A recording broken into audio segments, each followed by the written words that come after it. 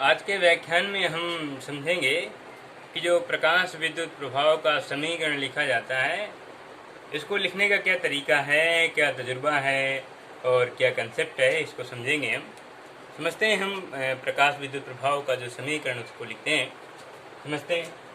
जो photo electric effect का जो समीकरण होता है, फोटो इलेक्ट्रिक इफेक्ट का जो समीकरण होता है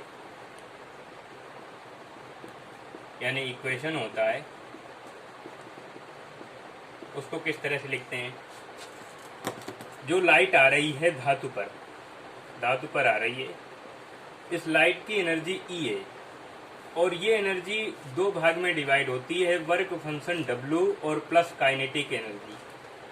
वर्क फंक्शन किसी एक मटेरियल के लिए कांस्टेंट होता है, कांस्टेंट प्रॉपर्टी है किसी एक मटेरियल के लिए, फिक्स्ड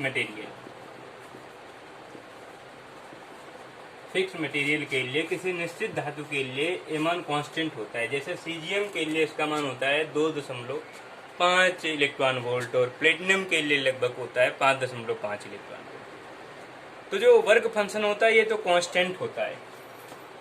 चेंज कौन होता है? काइनेटिक एनर्जी और फोटोन। फोटोन की एनर्जी E है और एनर्जी का फार्मूला हम लिखते हैं E = mc² लिख दें या E = hν लिख दें या hc/λ लिख दें।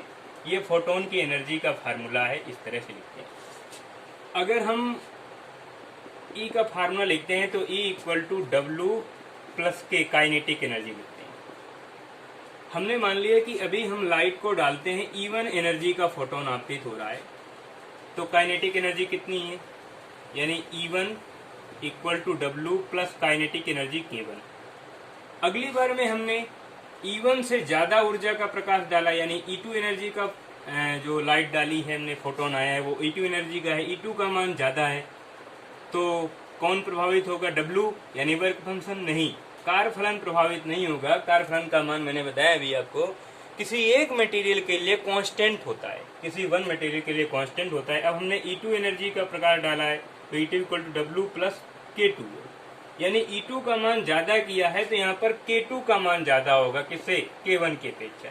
यानी जब हम आपतित फोटोन की एनर्जी को बढ़ाते हैं तो काइनेटिक एनर्जी बढ़ती है, आपतित फोटोन की एनर्जी को घटाते हैं, कम करते हैं, तो काइनेटिक एनर्जी का मान कम होता है। यानी आपतित फोटोन की ऊर्जा गतिज ऊर्जा के समानुपाती होती है। लेकिन हमेशा प्रकाश विद्युत प्रभाव नहीं होगा। प्रकाश विद्युत प्रभाव होने की शर्त है।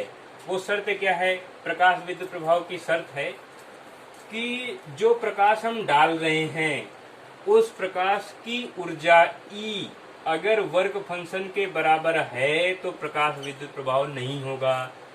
जैसे प्रकाश विद्युत प्रभाव किसी धातु के लिए 4 इलेक्ट्रॉन वोल्ट है और उस धातु पर हमने 4 इलेक्ट्रॉन वोल्ट का ही फोटोन डाला, तो वो फोटोन इलेक्ट्रॉन को उत्सर्जित नहीं कर पाएगा।